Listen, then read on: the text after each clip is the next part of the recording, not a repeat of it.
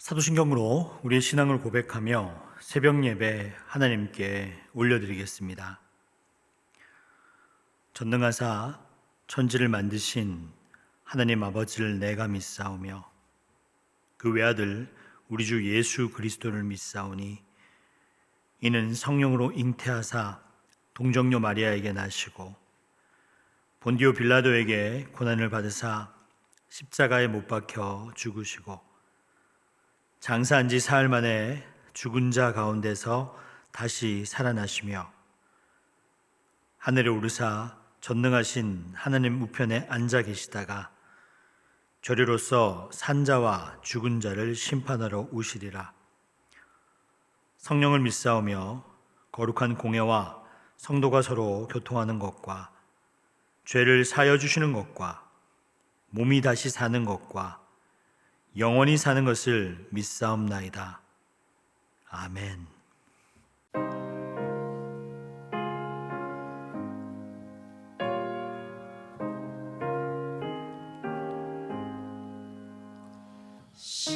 십자가를 질 수 있나 주가 물어보실 때 죽기까지 따르오니 성도 대답하였다. 우리 심령 주의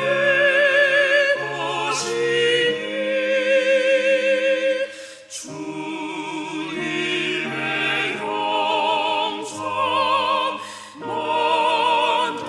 만드소서. 주 인도 따라 살아갈 동안 사랑과 충성 늘 바치오리다.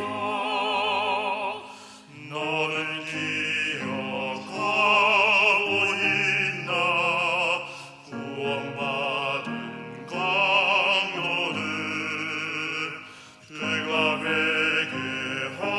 회개하였을 때 나와 너라 받았다. 우리의 심령 주의 것이니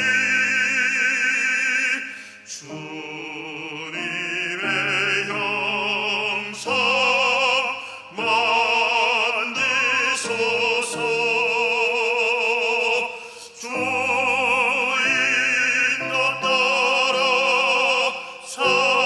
살아갈 동안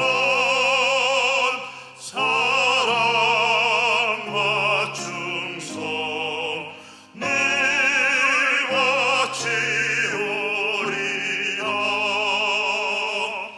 걱정 근심 어둠 눈이 너를 둘러 덮을 때 주께 내 영 맡기겠나. 죄우신 니 믿으며 우리의 심령 주의 것이니 주님의 영상 만드소서. 주 인도 따라 살아갈 동안 사랑과 충성 늘 바치오리다. 이런 일 다 할 수 있나 주가 물어보실 때 용감한 자 바울처럼 선뜻 대답하여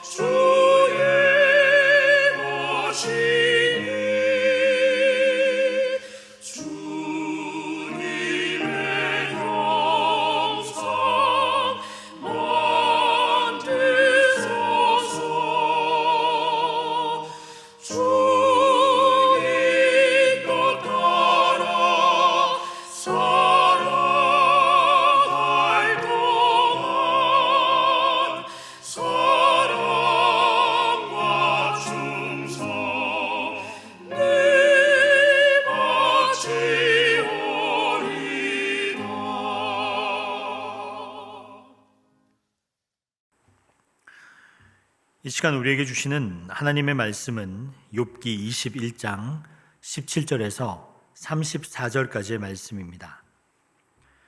악인의 등불이 거심과 재앙이 그들에게 닥침과 하나님이 진노하사 그들을 공고하게 하심이 몇 번인가. 그들이 바람 앞에 검불같이 폭풍에 날아가는 겨같이 되었도다. 하나님은 그의 죄악을 그의 자손을 위해 쌓아두시며 그에게 갚으실 것을 알게 하시기를 원하노라. 자기의 멸망을 자기의 눈으로 보게 하며 전능자의 진노를 마시게 할 것이니라.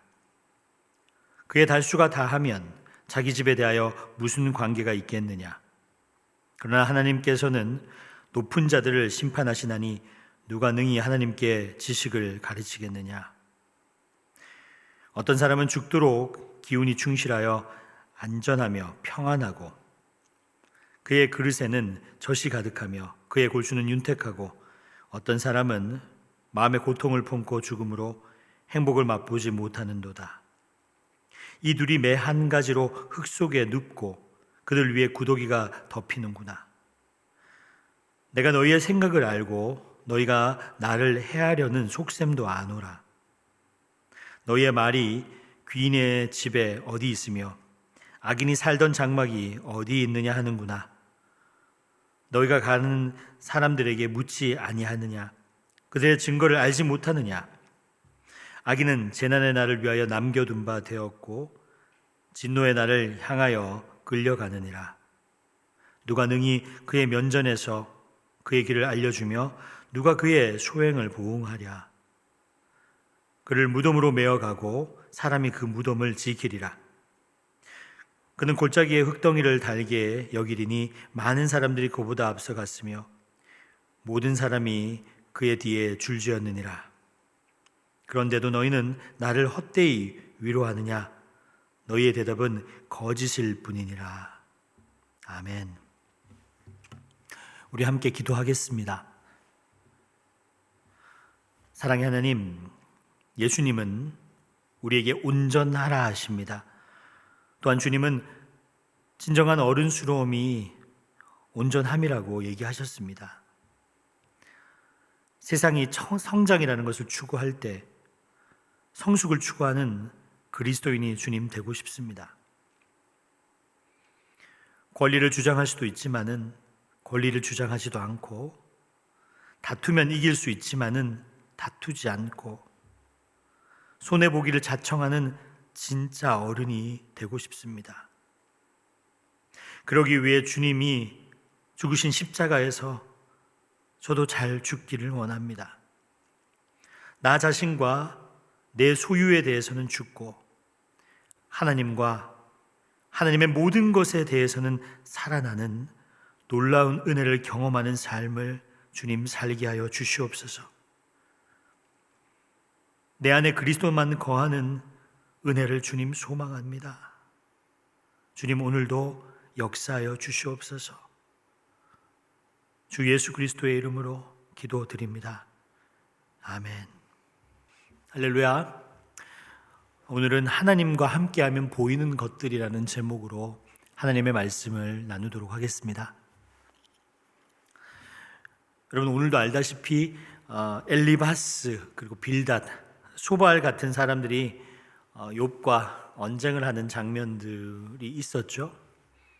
그리고 그 2라운드에 첫 번째 언쟁이 있었고 그리고 두 번째 언쟁이 있었고 그 언쟁의 마지막 부분을 우리가 읽고 있습니다. 이 세 친구들은 욥이 처음에 욥이 고통당할 때 욥이 고통당하고 있는데 충분히 너의 아픔을 이해한다. 하지만 이 세상에 죄 없이 망한 사람이 없는 것처럼 너도 뭔가 문제가 있어서 어려움을 겪는 거야. 그러니 참회하고 주께로 돌아오면 주님께서 은총을 주실 거야. 이렇게 부드럽게 이야기를 합니다. 그런데 욥이 얼른 이 이야기를 수용하지를 않지요. 내가 뭘 잘못했는데, 내가 잘못한 걸 좀 알게 해주면 너희의 말을 수용하겠다. 그러자 친구들의 언어가 조금씩 거칠어집니다. 내가 겪고 있는 고통은 내가 진 죄에 비하면 너무나 가볍다 이렇게 말을 막 거칠게 하기 시작합니다. 그리고 악인들이 어떻게 멸망당할 것인지의 이야기도 해주면서 욥에 대해서 빗대어서 이야기하기 시작해요. 참 고통스러운 언어들이 왔다 갔다 하기 시작합니다. 근데 여러분, 친구들이 싸우는 거잖아요. 욥과 세 친구들이 싸우는 거잖아요. 여러분 한번 생각해 보세요. 세상을 살다 보면 특히 어렸을 때를 생각해 보세요. 친구들과 막 싸워요. 내 주장이 옳다고 막 싸웁니다. 그리고 심지어는 욕 배틀이 막 오가죠. 여러 가지 욕을 하고 막 약을 올리기 시작합니다. 그러다가 서로에 대한 이야기가 육박전으로 치닫기 시작해요. 어떨 때 그래요? 엄마, 아빠 욕할 때 그래요. 그렇죠? 내 자식이 쟤 때문에 내가 이런 거야. 자식을 건드리기 시작합니다. 여러분, 사람들과의 관계에서 진실만을 말하지 않게 되는 경우가 있어요. 때때로는 감정이입이 돼서 나오는 언어들이 있어요. 그 언어들이 우리를 상하게 합니다. 이제 욥의 대답이 나오기 시작합니다. 한번 볼까요? 욥이 이렇게 얘기해요. 하나님이 내게 하신 일에 대해서는 내가 이해할 수는 없지만은 중첩되는 고통을 통해서 욥이 알기 시작한 게 있어요. 그럼에도 불구하고 내가 이렇게 고통을 받는데도 불구하고 하나님을 포기하지 않겠다. 이렇게 이야기하는 게 21절의 맥락입니다. 그렇기 때문에 이제는 하나님을 포기할 수 없기 때문에 하나님에 대해서, 친구들에 대해서 답변하는 것이 아니라 하나님에 대해서 답변하는 내용이 바로 21장입니다. 그리고 나서 담대하게 친구들에게 이야기해요. 어떻게 얘기하냐면, 친구들이 나를 위로해 주기를 바랬는데 진정한 위로라는 건 충고해 주는 게 아니야. 친구들아, 경청해 주는 거야. 나의 말을 듣는 거야. 이렇게 얘기를 해요. 담대하게. 여러분, 이 심정 혹시 아시나요? 제가 많이 이렇게 신방을 다니거나 그리고 성도들과의 상담을 하게 될 때 제가 하는 대부분은 제가 이야기를 하는 것보다는 그분의 이야기를 들어주는 거예요. 그리고 그 들어줌의 과정을 통해서 답을 찾는 거예요. 가만히 듣다 보면 답을 알고 계세요. 여러분, 답답한 마음을 여는 것은 옳은 말이 아니라 그 사람의 마음의 눌림을 풀어주는 겁니다. 그리고 그 풀어줌은 어디서 나오냐면 들어주는 데서 비롯되는 거예요. 하나님과 함께 5분, 그리고 이웃의 가난은 나의 수치입니다라는 책을 쓴 아베 피에르 선생님은 집 없는 사람의 집을 지어주는 M하우스 프로젝트를 진행했습니다. 어느 날 이분이 자기 사무실에 있는데 누군가 막 달려와요.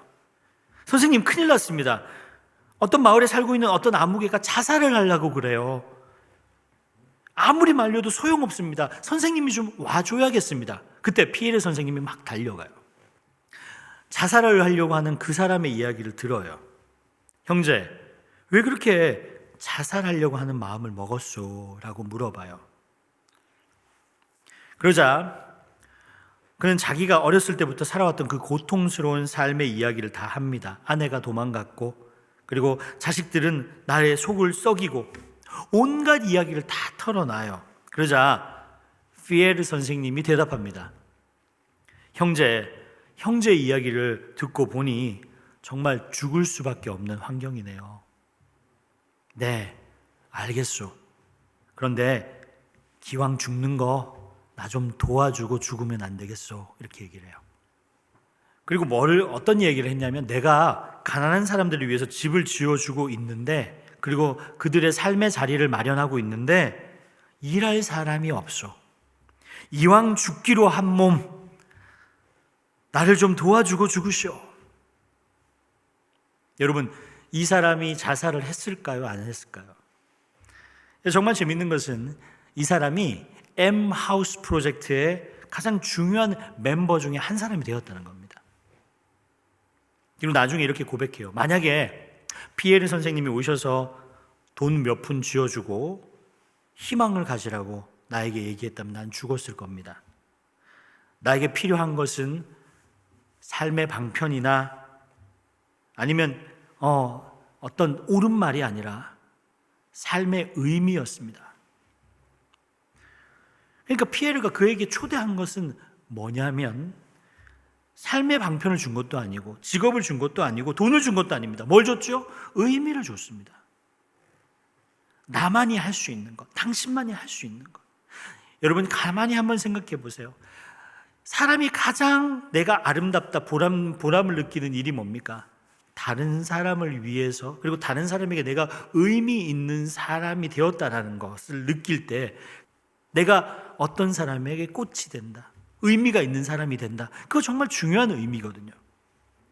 지금 욥에게 필요한 것은 옳은 말을 해주는 친구가 아니라 욥의 마음 아픈 사정을 충분히 이해해주고 경청해주는 사람이었습니다. 현대는 선한 일을 한 사람이 복을 받고, 그리고 악한 일을 하는 사람이 벌을 받는 그런 인과응보의 법칙이 적용이 안 되는 시대 같아요. 어떻게 고통이 오고 혼란이 오는지 잘 모르겠어요. 욥에게 있어서 세상이 너무 소름 돋는 것은 이해가 안 가는 거예요. 이 고통에 대해서. 그래서 욥이 본 세상, 욥이 느낀 세상에 대해서 하나님께 이야기하는 구절이 있습니다. 그걸 제가 한번 읽어드릴게요. 욥기 22장 7절. 어찌하여 악인이 생존하고 장수하며 세력이 강하나이까. 소발이 20장에서 이런 얘기를 했어요. 악인들은 자기도 망하고 자식도 망한다고 얘기했는데 욥은 지금 뭐라고 합니까? 내가 보니까 소발 네가 얘기하는 것처럼 세상엔 그렇지 않더라는 거예요. 세상에 악한 사람들이 자자손손 번영을 누리더라는 거예요. 하나님의 심판의 손이 그들을 위해 임하지 않는 것처럼 보인다는 거예요. 정말 그렇게 느껴질 때가 있죠. 그래서 이렇게 얘기합니다. 어찌하여 그렇습니까? 악인들은 하나님에 대한 경외심조차 없어요. 하나님이 계신다는 것조차 몰라요. 자기들이 누리고 있는 성공은 자기의 힘으로 얻었다고 생각을 해요. 그런 사람들이 많지 않습니까? 악인들의 등불은 꺼지는 법이 없습니다. 그리고 재앙조차 비껴나가는 것처럼 보입니다. 그리고 죄악이 후손까지 영향을 미친다고 우리는 믿지만 그렇지 않은 것 같아요. 내가 선한 일을 하면 성경은 자손 수천 대에 이르기까지 복을 주신다고 얘기했는데 이것이 작동하지 않는 세대인 것 같아요. 여러분, 우리의 역사를 되짚어 보십시오. 불합리와 혼돈의 역사를 겪었습니다. 일제시대도 마찬가지고, 군부 독재 시대도 마찬가지고, 민주화 시대도 마찬가지고, 끊임없이 싸우고 혼란을 겪어왔습니다. 그리고 악인들이 승승장구하는 것처럼 느낄 때가 너무나 많았습니다. 그리고 우리는 박탈감을 느끼며 살아왔었어요. 이게 우리의 역사를 보는, 우리의 삶을 보는 솔직한 심정 아닌가요? 그 솔직한 심정을 욥이 하나님께 이야기하는 거예요. 악인들은 죽을 때까지 기력이 정정한 것 같습니다. 좋은 것만 먹어서. 죽을 때도 평안하게 죽더라는 겁니다. 그리고 그들의 무덤도 화려하게 꾸며지는 것 같다는 거예요. 수많은 조문객들이 찾아오더라는 겁니다. 공의와 세상을 위해서 열심히 살았던 자들의 무덤은 초라해 보이는데 자신의 이득을 위해서 악을 행했던 사람들의 무덤은 너무 화려해 보이는 거예요. 고통스럽게 죽는 사람들이 참 많아서요. 주님, 이해할 수가 없습니다. 욥이 그렇게 토로하면서 하나님께 나아간 거예요. 근데 여러분, 놀라운 장면이 있습니다. 욥의 자세가 바뀌었어요. 그걸 한번 보세요. 여러분, 여기에 문득 우리가 깨달아야 되는 게 있어요. 그게 뭐냐면 20장 전까지의 욥은요, 어떤 사람이냐면 자기 고통에 집착해요. 그리고 자기 고통을 호소해요. 근데 욥은 지금 자신의 고통을 통해서 뭘 보냐면은 공평함이 없는 세상, 불합리한 현실, 그 현실을 보기 시작해요. 나만의 고통만 보는 것이 아니요, 공의가 사라져가는 세상의 모습을 보기 시작합니다. 공평함이 없는 세상에서 고통받는 사람들의 모습을 토로해요. 어떻게 이런 사람들이 있습니까? 자신의 고통만을 이야기하는 것이 아니라 그 사람들의 고통을 이야기합니다. 왜요? 그 사람들의 고통이 나의 고통임을 이제는 깨달았기 때문입니다. 성도 여러분, 하나님이 우리에게 고통을 주시는 이유 중에 하나가 바로 이것 때문입니다. 때때로 고통을 겪어보지 않는 사람들은 다른 사람의 고통에 대해서 납득이 되지 않아요. 욥은 고통받는 이들의 아픔을 느끼기 시작했어요. 여러분, 이런 말씀 들어보셨죠? 함께 웃고 함께 울자.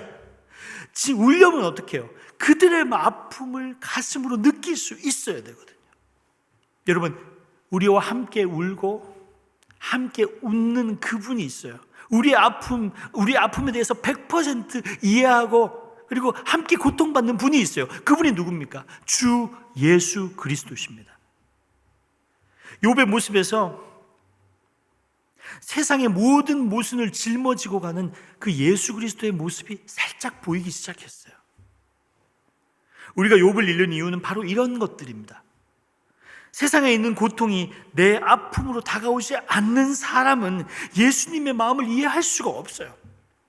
그런데 우리 예수님 알기 원한다고 하잖아요. 그래서 우리에게 고통을 주시는 거예요. 그 고통을 통해서 뭐예요?